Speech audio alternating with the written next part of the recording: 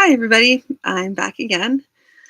Here was another chapter. So I just figured I'd say do a quick recap on yesterday because I barely can remember what I was doing yesterday. It's that kind of week.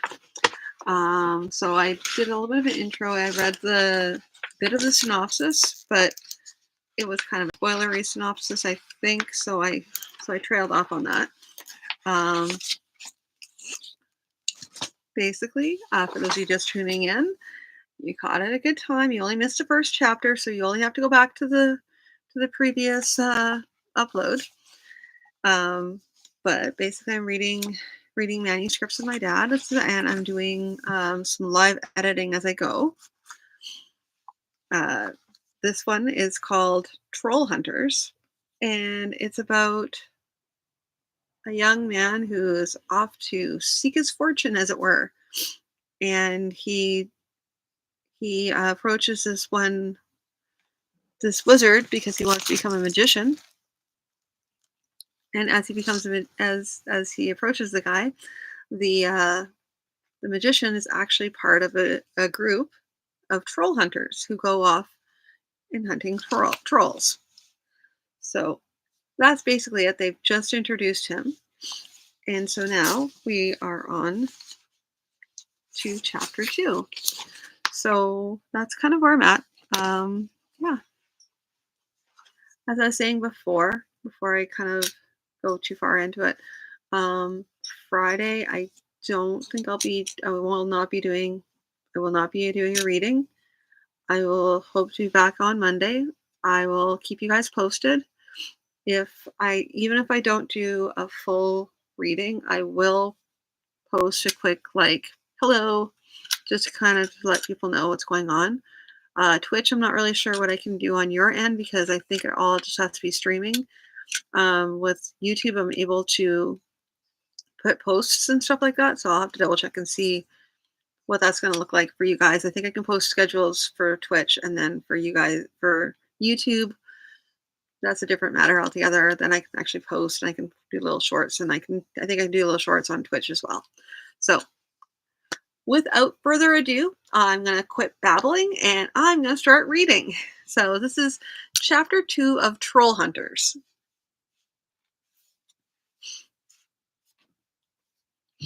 Day by day, they wound their way up into the hills.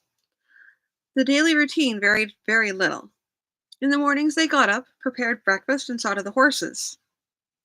Then Pothor would call to him, "Come on, boy, lesson time."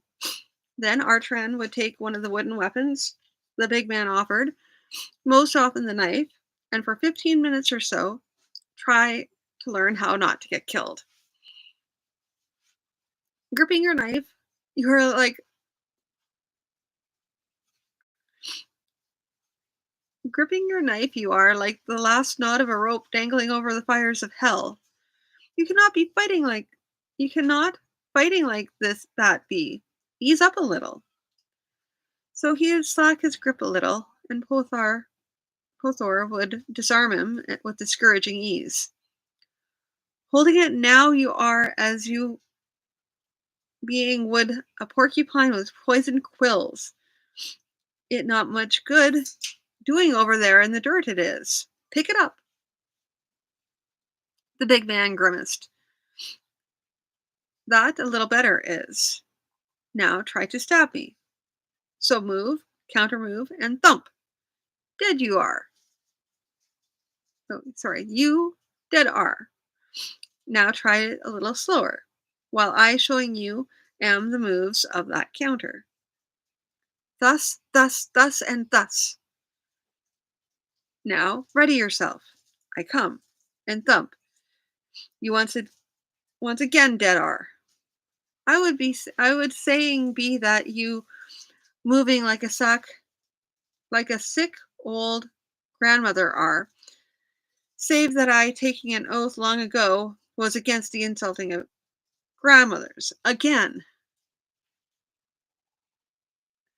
both ours words are really, really hard to say. They are counterintuitive to the way people speak. English people speak anyway.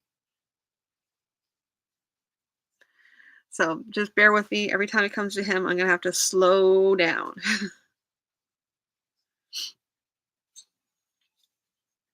Or it would be, so, on to the next one. Or it would be Farian holding up a dried stem of a plant or other. What is this? Chamomile?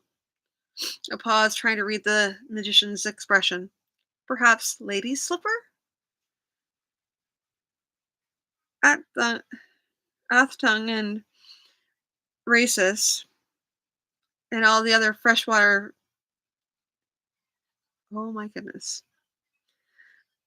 Bathtug and Rhesus and all the other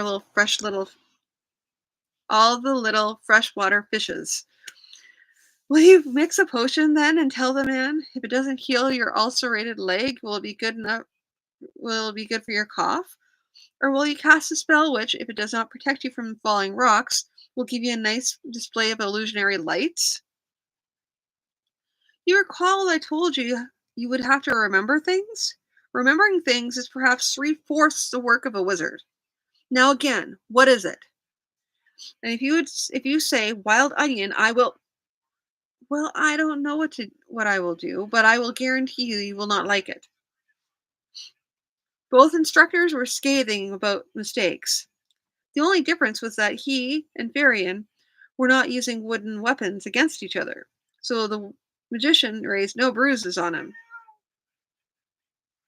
and that would be Artemis. By the third day, he had already come to realize that there was more to Puthor's practice than to see how many times he could whack the tyro. It was a matter of going over the same block or parry, until Artran had memorized it, and then going on to something else, often going back to the previous technique in mid-session to make sure that the young man had not forgotten it. At noon, they would stop for a while again, go through the same process, except that Artan got a longer lesson then, and likely more bruises. In the evening, things were similar, save for the setting up a camp in which they were planning to stay the night, often sheltered, if there seemed a little chance of rain.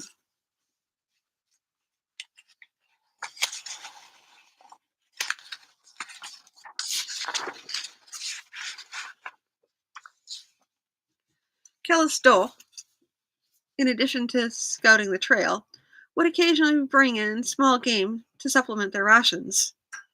Beckel would take a hand with anything that needed doing around the camp, and would occasionally help Pothor to demonstrate some combat move or other for Artran. Varian was nowhere near polite about the shortcomings of his apprentice, even when it involved something so simple as a mixture of an herbal remedy. Once Artran, in discouragement, asked Varian, "Why will I need to know all these herbal remedies anyway? What of magic?" Magicians must make a living the same as any other boy, and many times a magician will be asked to provide a cure. And indeed, many times they might provide healing by means of magic. But even the best of them find that too many magical healings wear them down. Why not, then, simply take a mix of plants that nature provides and let them do the healing? In most cases, the patient will believe that medicines are part of some healing ritual. So even your reputation as a sorcerer is intact. Now, go through that mixture for gout again. The four senior members of the party seemed to have a set routine of who was on watch until when, varying nightly, and Artran was on watch with either Varian or Pothar, depending on which sort of system or rotation, which he could never fathom. He asked Pothor why he was never on watch with Bekel or Callisto, and was told, because. He considered asking the two themselves, but after having noticed the way they looked at him, decided against it. The fact that he was not allowed on watch alone was another of the things that galled him. He was not only a troll hunter, but a very junior troll hunter, not to be trusted with the more important tasks.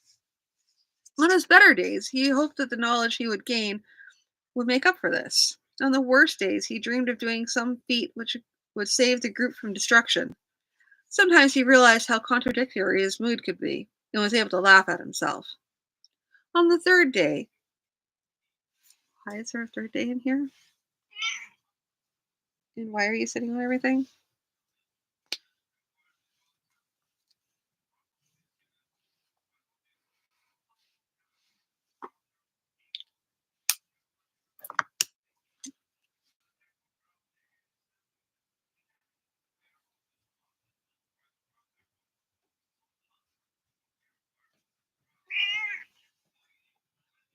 Yeah, I know.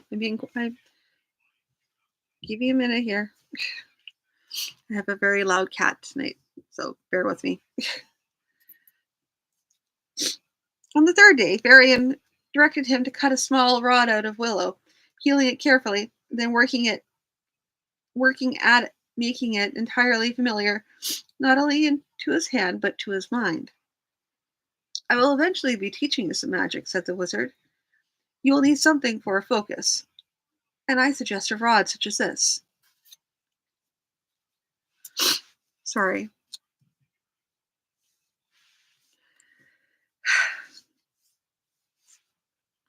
Most magicians eventually become skilled enough not to need the use of a focus, though you will see the occasional wizard carrying a rod of ebony or some such thing. These are usually affectations and have little or nothing to do with the ability of that sorcerer, so beware. And some continue to carry wooden rods even beyond the time they have need of such things, which too is an affectation. The best thing altogether is to avoid confrontation with anyone who claims to be a wizard or sorcerer or caster of spells. But the important thing is that you become completely familiar with that rod so that you can visualize it, its size, its shape, the feel of it, the grain of the wood, even with your eyes shut. Now, work work on that in every extra moment you have. These spells you have been having me memorize, this wand will help me in the casting of them. Very inside. There's no apprentice, no matter how level-headed he starts out, who does not want to run before he walks. Yes, the wand will help you with the casting of spells. In fact, at the beginning, it will be essential. There are several strains of magic, you see. I know a little of most of them, but the one I specialize in is the one that gathers the magic force that is present in all the world and utilizes it by means of words or gestures. But if you ever try to make one of these spells work without my approval and command, and if you survive, I will deal very harshly with you. You understand this? It will not be a little scolding, such as when you confuse the mixtures of medicines. It will be a severe and painful punishment. You understand? Yes, sir. Artran knew of several tales of apprentice magicians who done everything from causing trouble to causing major disaster. Such tales kept him from even thinking, at his present state, of trying to work magic alone. That evening, Bakil took a set of pipes from his pack and began playing on them. He played a variety of tunes, from bright little jigs to more somber tunes that seemed to evoke a dark sense of foreboding, to lilting love songs. Artran was amazed, knowing that he'd heard people making their livings in the markets of Finich who could not play as near as well. But it seemed that anything he might say would be presumptuous, so he said nothing at all. His expression had not gone unnoticed. You think I play well? Beckel challenged. I don't know when I've heard better, said Artran, opting for honesty. Ha! I've been told by those business it is to know that I'm about mediocre and not likely to become better. And so I play only for my own ears, and possibly those of my companions. Artran could think of no answer to that, so he said nothing. He was rescued by Pothor, who said, Beckel, being told that not being a piper of distinction he will be, instead he out killing trolls is. The slight man stiffened for a moment, and for a moment it seemed he might give Pothar an angry answer. But finally he smiled. Yes, let's just leave it at that, then, shall we? On occasion, he would still play in the evening, but Artran was careful not to take too close notice of it. On an evening after his master had drilled him on the annals of the King of all kings, and he was wandering out to gather food for the fire. Kellis Doh spoke suddenly in the Katjara. How comes it then that a lad such as thou speaks the ruler's tongue? That she spoke Katjara was no surprise to Artran. After all, her name gave away her origins. However, she used all the inflections of the high nobility, used them naturally as one born to them. He replied in the lower style that he had learned. My father is a priest of Athtug. Athtug. I asked him often enough that he taught me in order to have some peace. He was glad then that he hadn't tried to fake the high noble style, for she smiled briefly and said, You do well. When they came back to the fire, she commented tersely, The boy speaks the ruler's tongue. Beckel snorted. Languages. What one needs to know is how to keep from having one's guts cut out in a fight. Ah, said Pothor. But I myself can asking for food and drink in 7 tongues be. Is that not an accomplishment being? Beckel snorted and checking a ladder, checking a saddle leather that had nothing wrong with it. Artran continued on his quest for firewood, with Kellis Dol along for as guard. It was not the first time he had noticed Pothor keeping peace in the group by a humorous comment or some sort of good-humored threat that promised some sort of terrible violence that was never forthcoming. Pothor, in fact, was the least irritable of the lot. Perhaps in combat practice. Artran rubbed a bruised rib. They were in forest country now. Something strange for a town-bred lad like Artran. Thick trunks rose on all sides, with smaller bushes filling the spaces between. Every one of the trees, bushes, plants, and shrubs had a name, and many of them had specific uses in magic, medicine, or other fields, and all of these had to be memorized. There were animals there as well, and any track or trace had to be memorized, often with the aid of Callisto. Once they had spotted a griffin sunning itself in a glade off the trail. It raised its head and looked at them. Then suddenly it disappeared.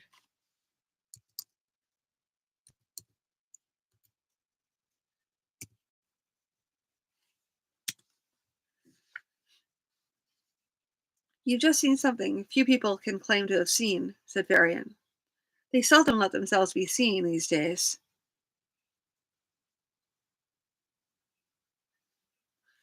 One evening, after they were well into the hills, Varian got out a small silver bowl. This is a small magic. Some can do it, some can't. Let us just see whether you can.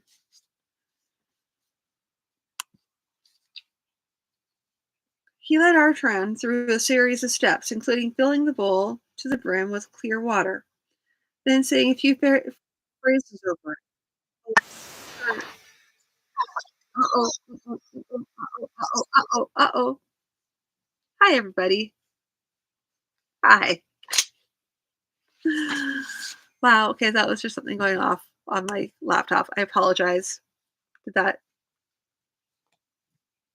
Yeah. Okay. Good. Sorry, guys.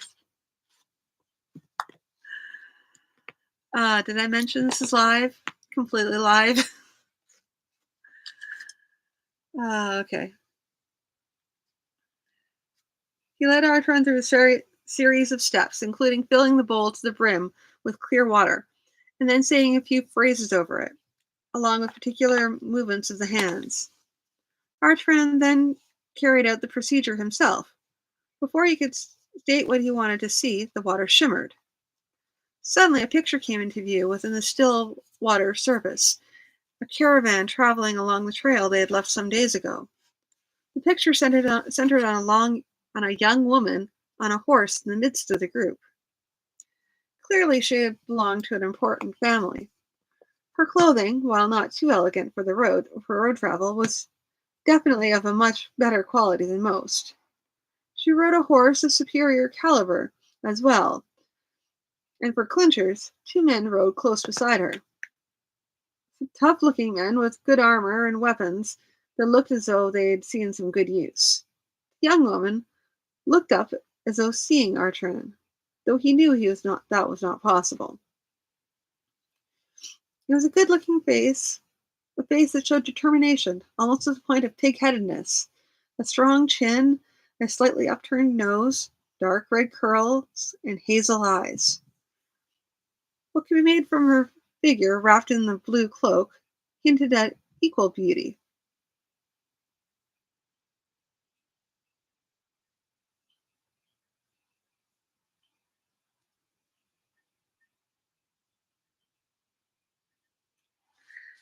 Okay, I'm not really sure how that sentence goes. It's a little crazy. Hold on.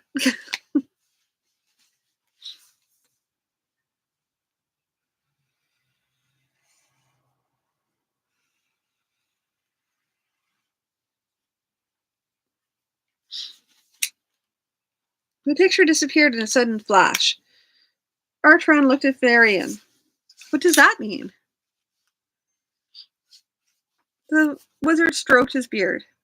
It means you are able to handle the scrying bowl. On occasion, when one uses the bowl, such things as this happen. What does it mean specifically? The wizard sighed. I suppose I'd best tell you the truth. When the scrying bowl of itself comes alive and speaks to you, it speaks of omens. The woman is of some importance to you, or perhaps you are only fated to meet at some time. That's rather vague omen. That is a rather vague omen is being, commented Pothar. Bartran had been thinking the same thing, but feared a scathing retort from Varian, too much to speak. The wizard frowned at Pothor.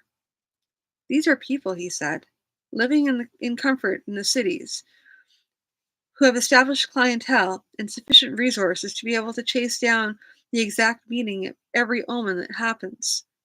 I wander with Trollhunters, and my resources are in my head. He tapped his forehead with his index finger. And a couple of notebooks in my saddlebags. Still, I might devote some time and trouble to the tracking down of this omen. But would you prefer that, or would you prefer me to use my magic in battle? Speak to a wizard, chuckled Pothar. And getting a lecture you are.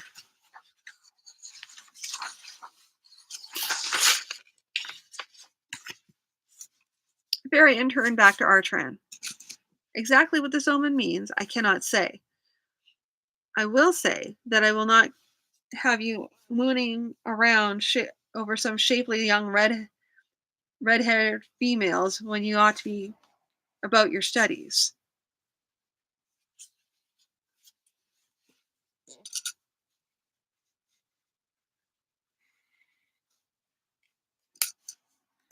Sorry, more editing.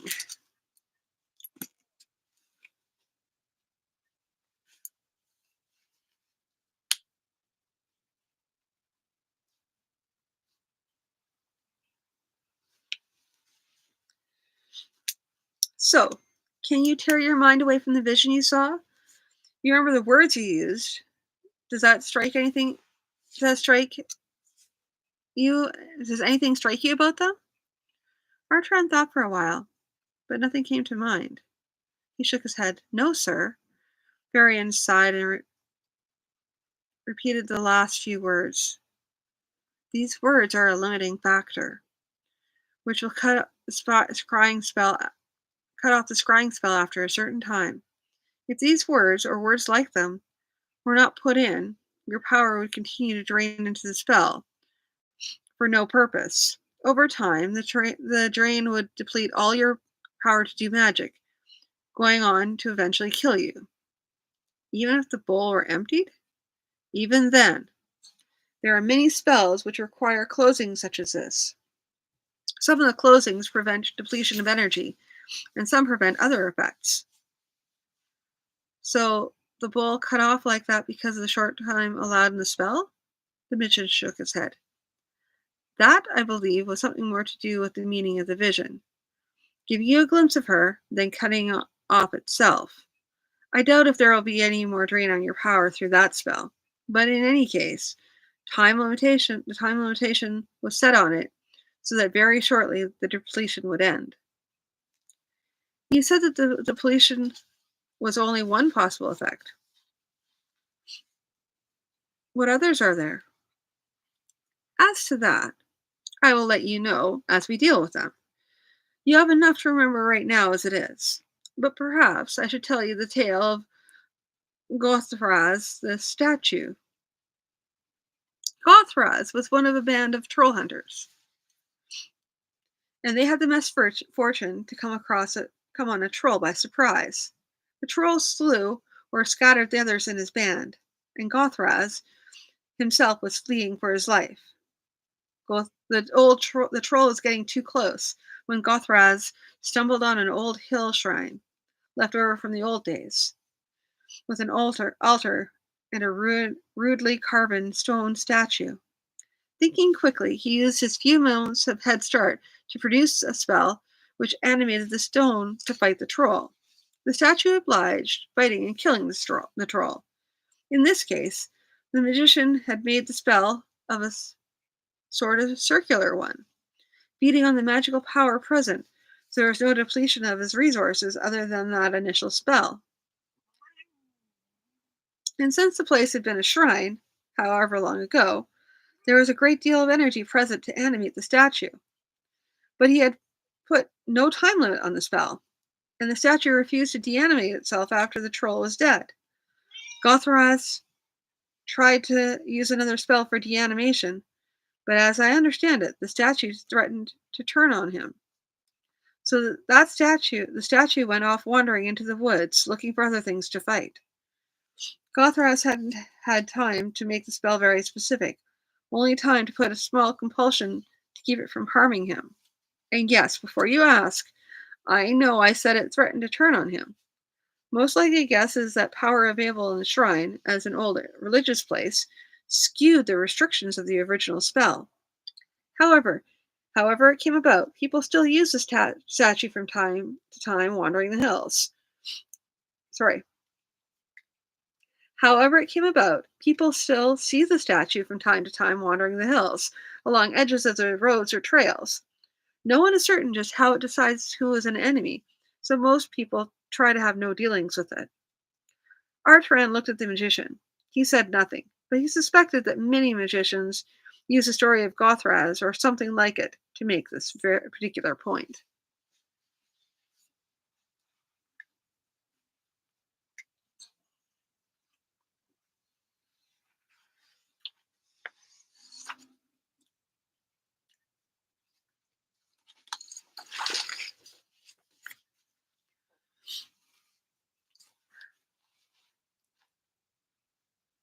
Sorry, it's cold. Thermometer 3 of Guzaraj strode back and forth across the palace floor in his capital city of Muthaquen. He was a big man, though not fat. His face was craggy, sharp-featured, and only his closest friends dared to tell him about the separate bald spot showing through his reddish gold hair. He wore plain clothes, brown tunic, brown trousers, and a pair of sturdy leather boots, and everyone present knew that the the brown ensemble to be a sign of his displeasure. I am weary, he said in a dreadfully quiet voice, of counselors who tell me reasons why things cannot be done. I would very much prefer counselors who will tell me ways that difficult things could be done. Perhaps the answer is to find myself more compatible with counselors. There was a fair stir among the gathered crowd, and he would have smiled, save that it would ruin the effect for which we have been striving. We must take Vinich, he went on, a little more loudly. Not because this is a very pretty location, not for some whim of mine, but because if we have Vinich, we control the bulk of the east-west trade. And that control will furnish some the means by which we may extend our kingdom to the degree which it properly merits. He looked around the room. So I need someone to tell me how we may take the city of Finnish. There was a long silence. Then finally, one of his counselors, a brightly dressed hanger-on by the name of Laskor, said, My lord, that is a matter that requires much thought. But Beth Wagner was not so easily put off. So I keep hearing. Are certain people perhaps hoping that if they think long enough, they will be excused from doing? He looked them over. Was Finnish not taken at one time by the use of magic to reach the walls? Another of his counselors, the dreamy-eyed Gatrus Fee, spoke to that. Yes, lord, so it was. But having recognized the problem, the lords of Tenyara have had the city rendered proof against all known spells of breaking, tearing, smashing, or dismantling. We've been working for some time on developing some new spells that will be effective, but for the time being, we've had little success. We've been through all the archives of various magicians, sorcerers, and spellcasters known to us, but nothing new has come to light. Our agents in far-off lands have sought out new spells, but in other words, you can report no more success in the rest of these. Well, gentlemen, we will speak again in a week, and I certainly hope that you will have more positive news to report. Grumpy, grumpy, grumpy, grumpy.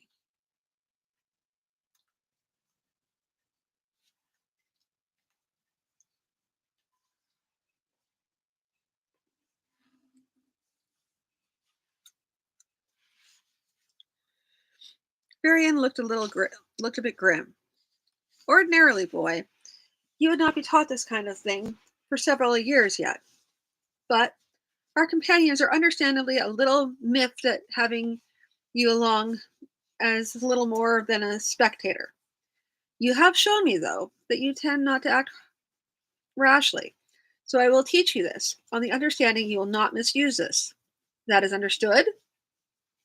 Without waiting for a reply, or perhaps assuming that no reply was needed, the magician went on. Extend your right hand, palm up. Now, using the wand as we practiced, focus on the magic and bring it to the palm of your hand. You have that? Now, say these words. He repeated a short rhyme in one of the old languages. Bertrand repeated the words himself, and a warm feeling fell over his hand. There was a vague pinkish glow all around his hand. Cancel it! Snapped Varian. Artran did so. Well, at least you got something. We are looking for a fireball, though. What you achieved here would not have melted snow on a warm day. I suppose I should be thankful that... Never mind. Go on, do it again. And this time, keep your concentration within a small space. Yes, say the words, but don't always be waiting for me to show you the way. The flame leaped into being on Artran's hand, something about the size of a man's head, though with only a little weight. Throw it at that rock, boy. Throw it, as you would a stone. Now! The flame spattered over the rock and fizzled and went out. If you take so long to actually make your throw when you're in battle, the wizard said sarcastically, you will end up dead, staring at a fireball in on your hand. Now assess yourself. Do you feel up to making another? And do not try to tell me what I want to hear. If you use up all your power, then must lie here for a day and recover. I swear we will leave you here alone.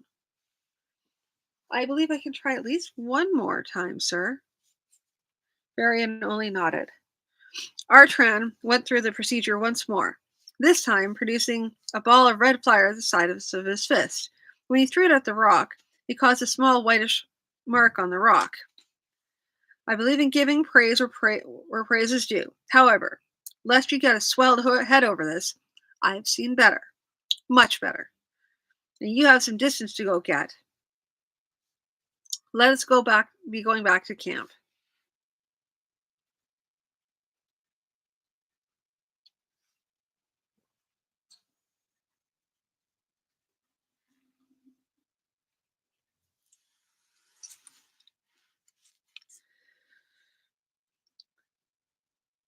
The troll hunters were moving up the supposed lair of the troll. It was only supposed lair, because this village had long since been abandoned, and it was entirely likely that the beast had moved off to other quarters. But a fetid stink, subtle at first, then ever stronger, began to assail Artran's nostrils.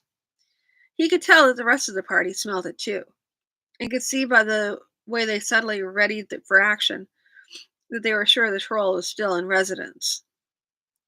The village had been deserted some time ago, when the troll had first descended upon it.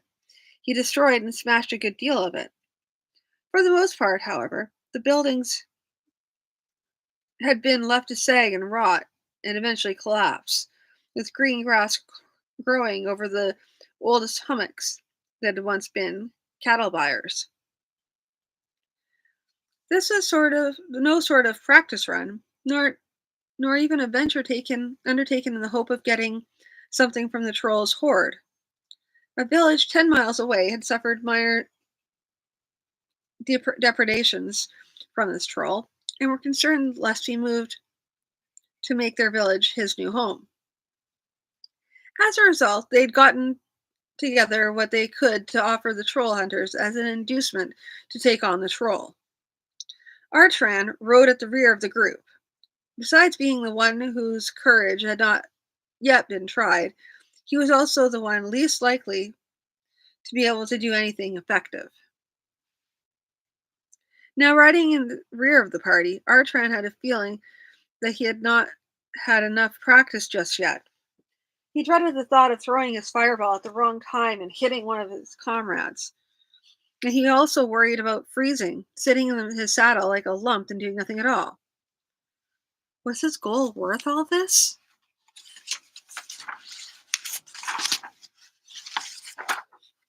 The stink grew worse, and the horses grew increasingly skittish. Artran's horse seemed more jumpy than the others. Holding the animal under control gave him something more to do than worrying about the upcoming encounter. There was a sudden snort from ahead, and a figure stood up from behind one of the ruined huts. It was man-shaped, and it walked like with something of a stoop. But even so, its head was about the same level as that of a man's horse. The shoulders were about 3 to 4 times the width of a man's shoulders, and the arms and legs looked like small tree trunks. The huge round head held a pair of fierce red eyes, a mouth with the teeth of a carnivore, and the whole was covered with a pelt of shaggy black hair. Artran stared. No mere beast, it was rending force and hunger incarnate.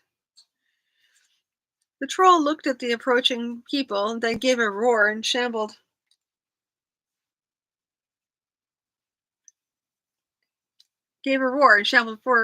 forward to meet them. The rest of the band had continued as if this were normal. moving into a fighting formation.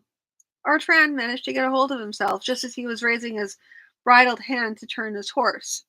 He clenched his teeth and moved up according to the plan, though his mind kept telling him to run. He forced his mind to calm itself, in desperation hitting on the notion of watching it as something he would have to recall for Farian as part of it later as part of his training. This seemed to help, so he continued. The troll, Artran noted, had a club in one hand and a broken off sapling with the branches ripped off. Artran watched the troll hunters, a part of his mind admiring the way they deployed action. Hmm.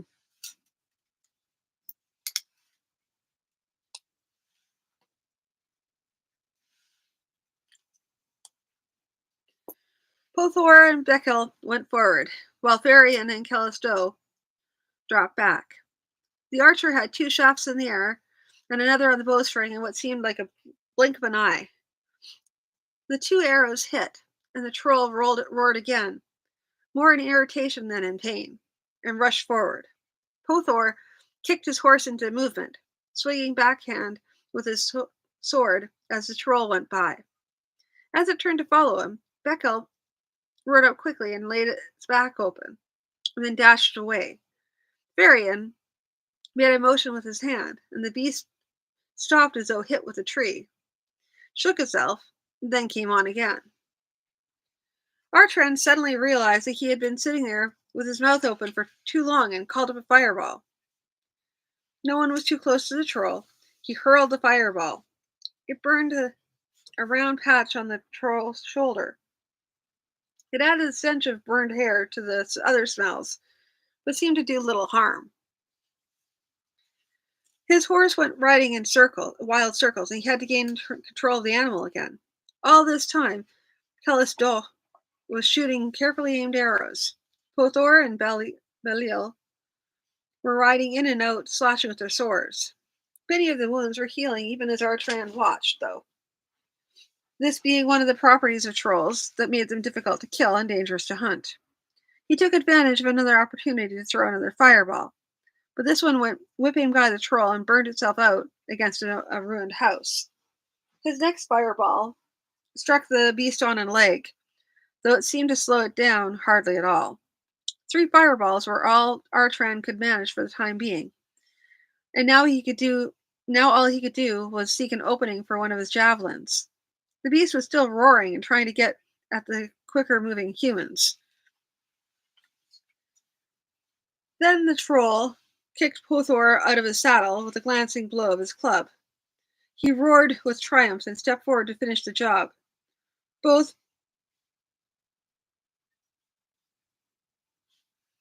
Uh-oh.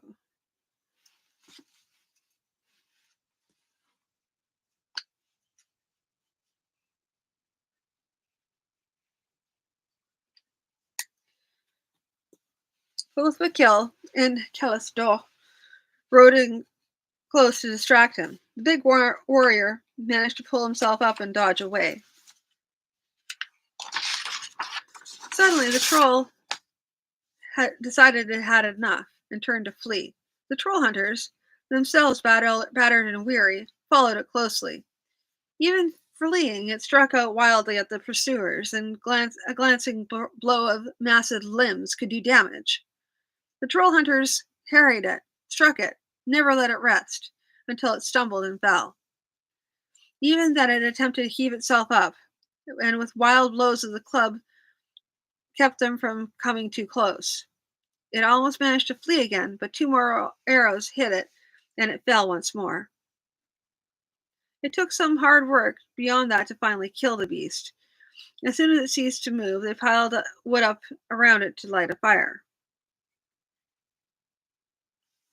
If we have not managed to kill it by now, the fire will finish the job, Farian said to Artran. So now, what do you think of your first troll fight? Horrible, said Artran. I was beginning to think the beast would never die. The wizard nodded. Trolls are hard to kill. Wounds heal rapidly, as you saw. and they seem to have some sort of resistance to magic. The only thing to do is to wear them down over time. You managed to use your fireballs, I see. Artran nodded. The worst time I had was in controlling my horse. She doesn't seem to like the smell of troll. Not that I blame her either. He wrinkled his nose. The smell of burning troll was only a little less awful than the smell of living troll. Varian chuckled. Well, with any luck, she'll get used to it. And now you, and you now know something to watch out for next time around. Next thing we do is look for the troll's den, I suppose. Don't count on too much great treasures in troll's dens, boy, said Varian. Trolls are like crows. They occasionally collect shiny things. Sometimes we make a little bit of money there. Mostly not. Besides, we have to make sure the troll is fully burned. There's been a time or two when people went off too soon to find the den, only to be attacked there by a badly singed and highly enraged troll. Artran nodded. If you put it that way, I'm willing not only to wait, but I'll stir up the ashes as well. Varian laughed. As it turned out, the troll's den yielded a few gold and silver coins, and one rather large fake diamond. Pothor shrugged and then flinched as movement pained him. So, next time we must insisting be that the troll we hunt be rich. Troll hunt must rich be. Ah, yes, said Vikel. We've had quite enough of these poverty-stricken trolls. Something will have to be done. He too had caught a glancing blow from the troll's club and was limping. Callisto chuckled a bit. Ah, Varian, do you know some sort of spell that allows us to find a troll who has a little bit more in his den than junk? Perhaps you might sacrifice your apprentice or at least one of his toes for the cause? Now, my lady Archer. I've just found an apprentice with a little bit of knowledge and ability, and you want me to chop him to bits? No, I can't do that. At least not this month. Artran smiled and said nothing.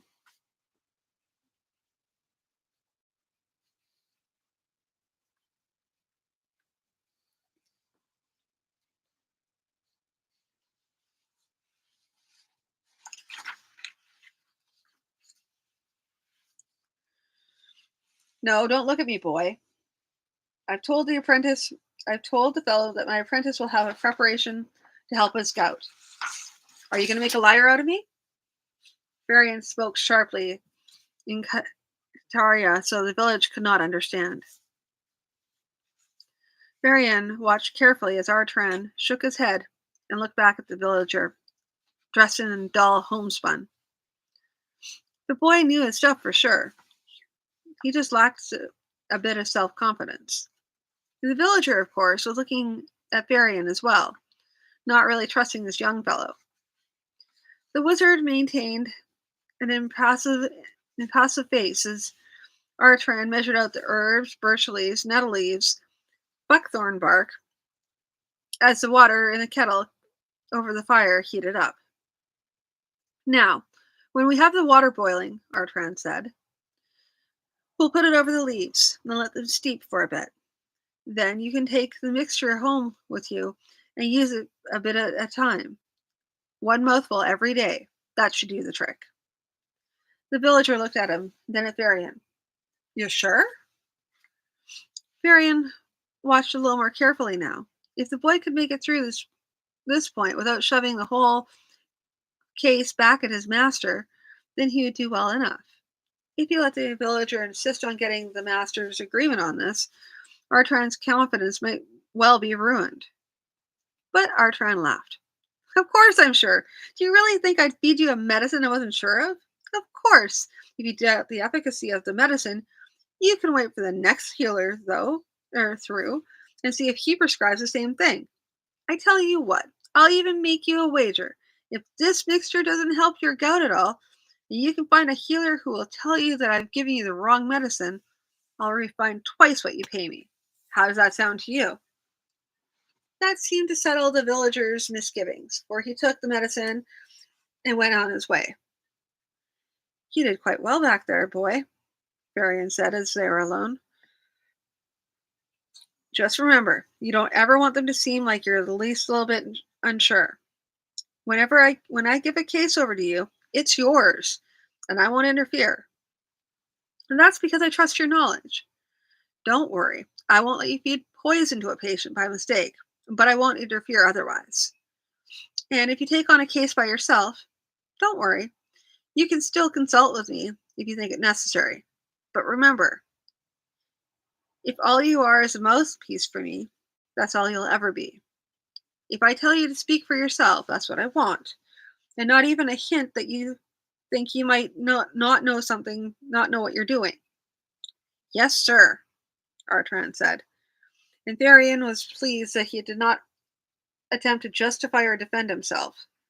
Yes, the boy would make a magician one of these days.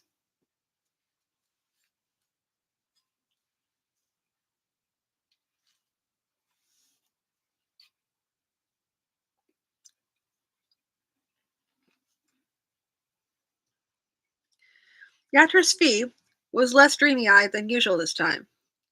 Given his usual mood, Bev Motor considered today he was downright enthusiastic.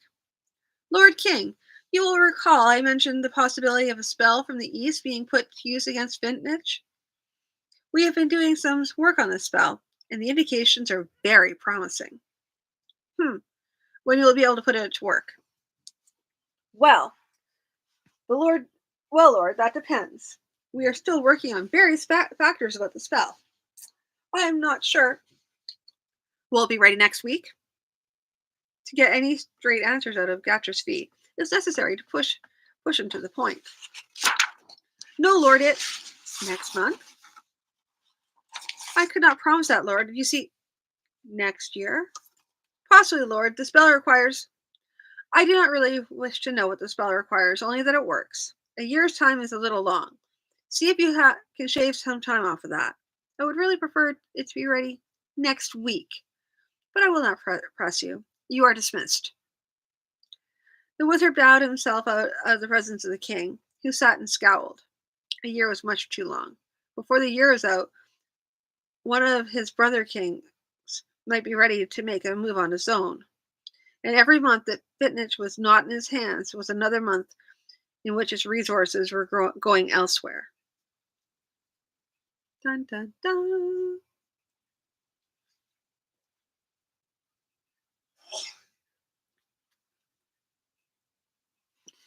I'm also sorry about the ambient noise, guys. I'm in an apartment. What can I say?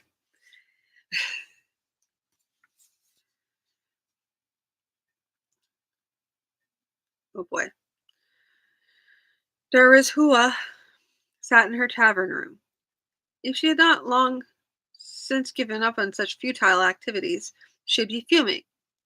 It was not enough that her father was planning to marry her off to another merchant in order to form an alliance.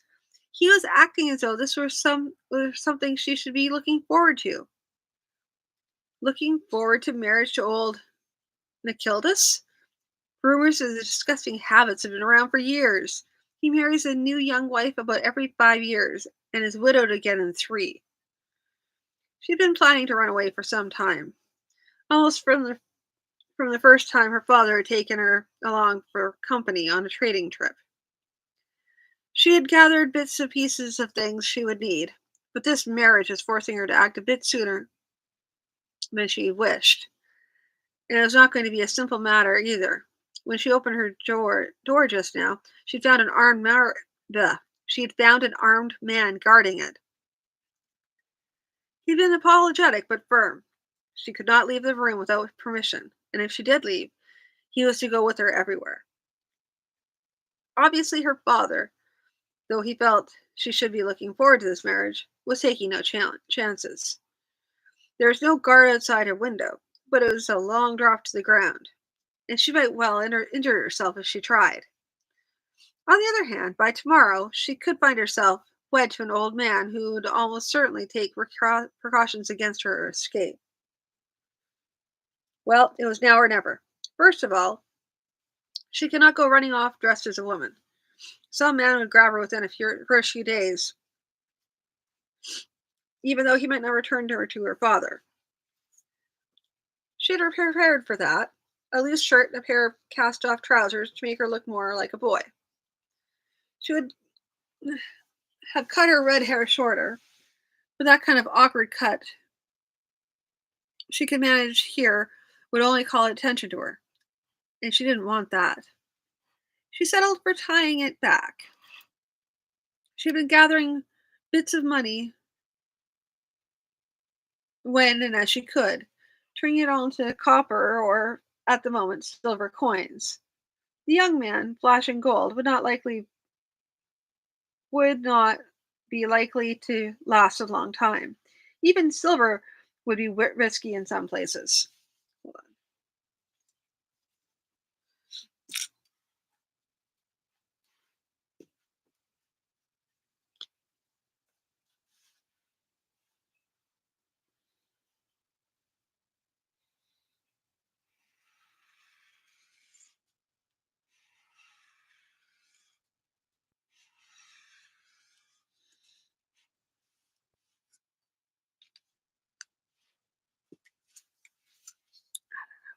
Okay.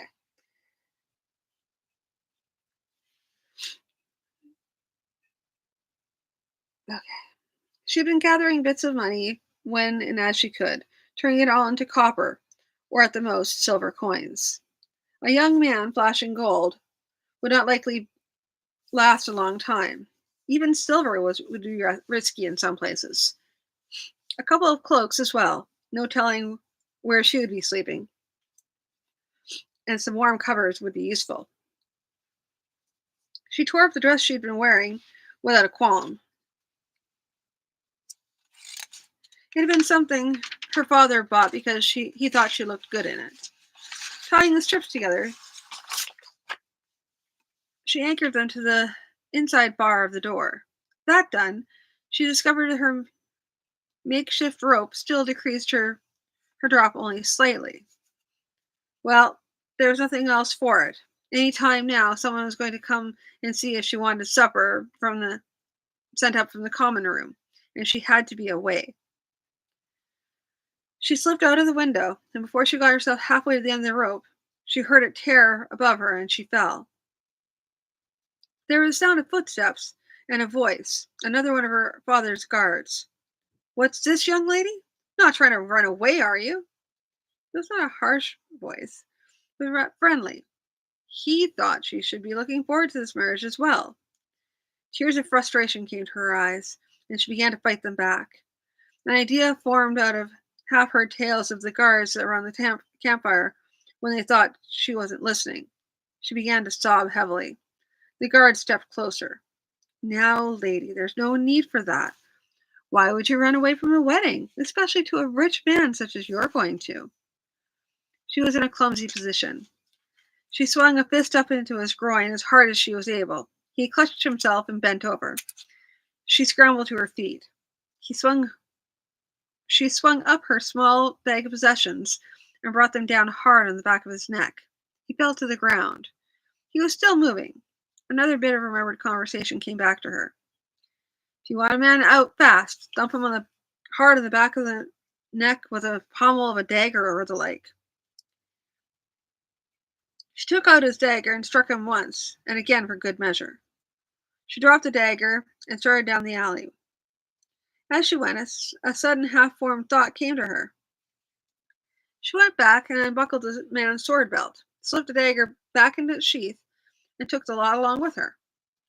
Then she hurried down the alley. Dun dun dun! A daring escape. Anyway, so that is the second chapter. So we're going to see, because this was written a while ago, and there were different thoughts of like gender in general, let alone, so then, as I often do, I have a tendency to make them a little more, I try to make them a little more accessible for those of us who are not male. Just because, like I said, it was written a while ago, and so those sort of things weren't really taken into account. So it's a different time. But now I have the chance to be able to bring it forward, and I will. Um, just subtle things, tweaks here and there, just to make it a little bit better, a little more fun. Um, but this is interesting, and some of the gender views will have to remain in there because they add tension to the story, and these things actually happened. People were betrothed back in the day, so as you can see, I go back and forth with like was accurate portrayals, which is it's a fantasy story, so come on, let's just be realistic here. We're not going with accurate fantasy is not a thing. Anyway, I can go on for a while about this. That's my dissertation, but I won't. Instead, I will bid you all adieu. I'll do another recap tomorrow night, and I will finish off. There will be two stories I will read tomorrow night, and in a way, so I can have 5 chapters every week until I'm done. Although I want to try and see if I can finish it because it's a short month this month. So technically, I should have started like on Friday, or sorry, over the weekend, but I didn't. So now I have to try and get it so that I have there's 20 chapters. Sorry, 20 chapters plus chapter 39. Chapter 39 I will read as a wrap up, but my goal is to have everything completely done, completely read by the end of the month. So and that's Monday to Friday because I definitely need the weekend for myself. But and this week's a short week because of life stuff happening. Anyway, without further ado, I will talk to you all again tomorrow night. Thank you all for tuning in, and I'll talk to you all again soon. Good night.